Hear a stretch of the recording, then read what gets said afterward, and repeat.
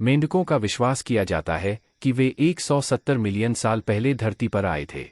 यह भूमि पर सबसे प्राचीन प्राणियों में से एक है और इसके कई अनुसंधान शास्त्रीय रूप से मान्य हैं। मेंढकों की कई प्रजातियां हैं, जिनमें से कुछ केवल पृथ्वी पर ही पाई जाती हैं, जबकि अन्य जल में भी पाई जाती हैं। मेंढक का वैज्ञानिक नाम अनुरांशक होता है, जिसका अर्थ होता है बड़े गर्मी के साथ। ये विशेषत उनके सर्दी से सुरक्षित वातावरण के लिए हैं, जो उनके जीवनकाल को प्रभावित कर सकता है। मेंढकों के शरीर का ढंग इसे सर्दी के मौसम में उन्हें सूखने से रोकने की अनुमति देता है। मेंढक एक स्थायी संरचना होती है जिसमें पंख नहीं होते हैं, जो उन्हें उड़ने की क्षमता से वंचित करता है। वे पूरी तरह से लैंड में रहने वाले प्राणियों हैं, लेकिन कुछ उनके अद्वितीय उड़ान क्षमताओं के बारे में समझ पाए हैं। उनकी एक विशेषता यह है कि उनके सांस लेने के लिए उन्हें कंधे से संभाला जाता है। यह उन्हें बहुत अधिक स्वतंत्रता और मार्गदर्शन देता है। मेंढकों के लिए उनके चेहरे भी अद्वितीय होते हैं। उनके चेहरे पर एक विशेष प्रकार का चेहरा होता है, जिसे उनके साथ बड़ा संबंध होता है।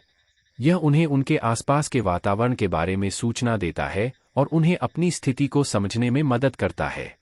मेंढकों का एक और रोचक पहलू उनके आत्मरक्षा के मंत्र होते हैं। जब वे किसी के लिए खतरे में होते हैं, तो वे अपने शरीर का रंग बदल सकते हैं ताकि वे अपने आसपास के वातावरण में आसानी से घुस पाएं और अपनी सुरक्षा कर सकें। मेंढकों का भोजन उनके आयु के लिए महत्वपूर्ण होता है। वे मुख्य रूप से कीड़े, मछली, तिल, बीज और छोटे पशुओं का सेवन करते हैं।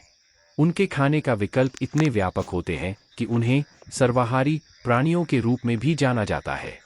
मेंढकों का प्रजनन अत्यधिक रोचक होता है। उनके प्रजनन की प्रक्रिया को आंडा और स्पर्श कहा जाता है, जिसमें संयोजन की तुलना में कई और सम्मिलित उत्पन्न होते हैं। इस प्रक्रिया में मेंढक साथ में रहने वाले विभिन्न प्राणियों से आंडों को संयोजित करते हैं। मेंढक अपने आत्मरक्षा के लिए विभिन्न तरीकों का उपयोग करते हैं। उनमें से एक तरीका है कि वे अपने आप को बड़े बड़े गांधी वाले फूलों के रूप में प्रकट कर सकते हैं, जिससे उनके शत्रु और खतरे अनुभवकर्ता को भ्रमित हो जाते हैं।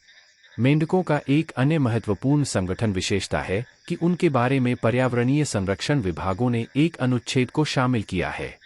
यह उनके लिए महत्वपूर्ण है क्योंकि इससे उनके विकास और संरक्षण में सहायक होता है।